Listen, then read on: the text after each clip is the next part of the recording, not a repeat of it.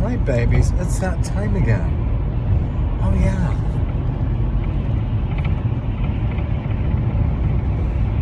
We are in the Gospel of Frank.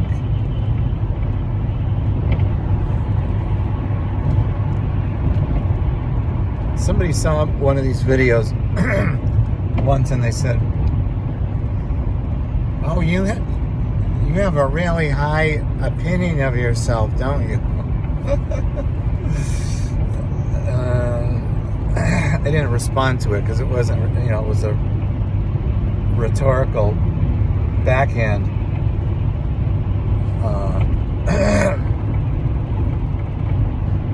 It's really not the case at all.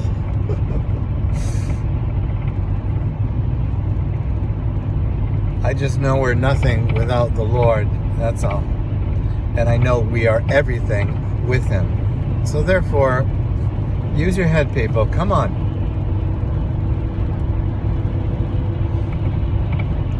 So when I say this is the gospel according to Frank, they think like, that's me saying I have all the answers. No. I'm just responding to God's call that we are His emissaries. So what makes the author of Mark more of an emissary than you or me? Hello? And see, this is where like all the different denominations develop, is because everyone has their own idea of how much divinity they're really expected to reflect in the world, right? You have people who are satisfied with just giving to charities, and they feel like that's their gift to society. They're done. Write a check and you're done.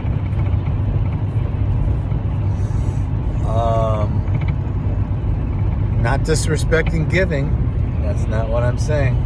I'm just saying you have denominations that, that's the extent of their gospel, so to speak. And then you go down the street and you have communities that are more engaged in what's going on in their local area, and they're looking to maybe provide more direct services to people in need. That's their gospel. Let's see, go further down the street and you have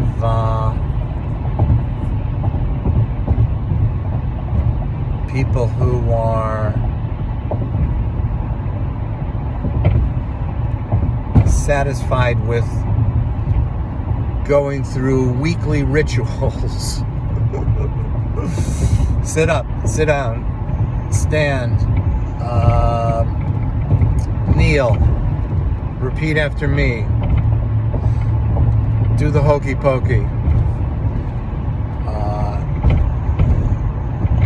And they feel like that's a sufficient sacrifice.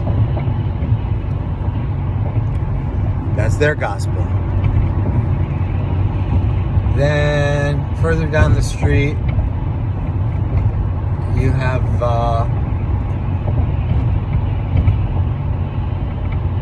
let's see, what else is there?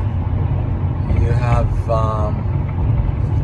the hand wavers and the shouters and the speaking in tonguesers and casting out demons.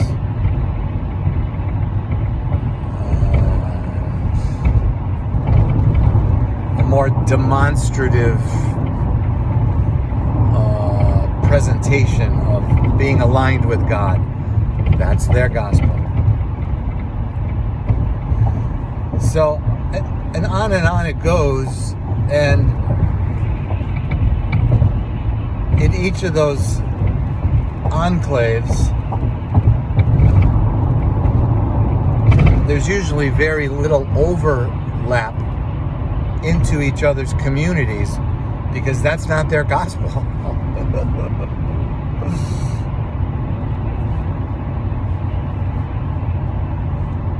And so I'm not sure if this is true, but I would be willing to assume there's more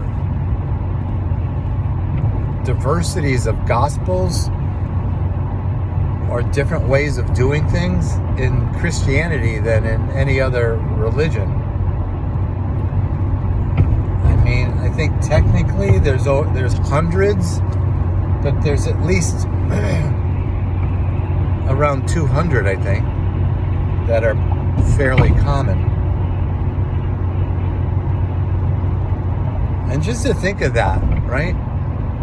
You think of God giving us Jesus so that we would have complete access to his voice, his character, establishing an intimate relationship. And instead, we create 200 divisions. Yeah, that sounds good. So, I guess that's my long way of saying, instead of being critical about me saying this is the gospel according to me,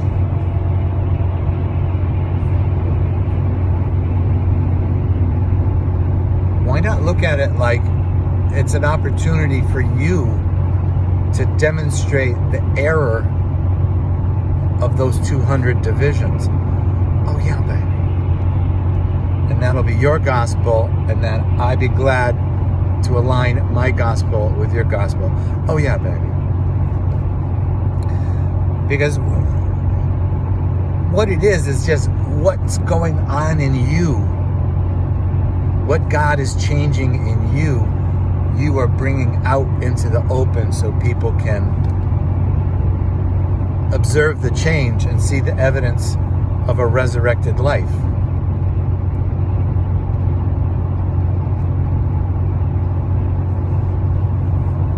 That's really all it is.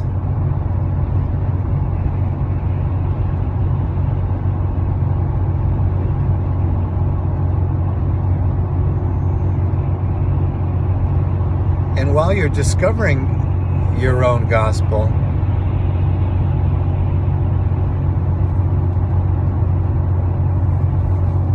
consider making it a bedrock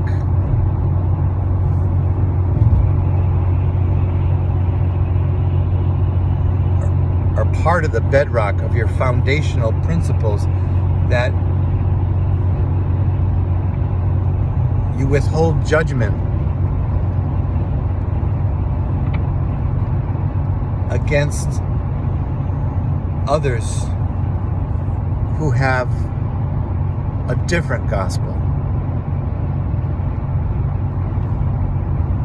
Remember, in somewhere in one of the traditional gospels, Jesus is quoted as having said, and I do say it that way because who really knows what he said, okay? He's quoted as having said, don't bother with those, don't worry about, people who are different. If they're not, he said, if they're not against us, they're with us. Oh yeah, baby. So I think that's the more useful approach, and one in which you can even go beyond Christian denominations and start respecting other communities like Hindus, Buddhists, Jews, Muslims, atheists. Oh yeah, baby. Because really, when it comes right down to it, some of the people in those groups are living more Christian lives than some of the 200 denominations. Oh yeah, baby.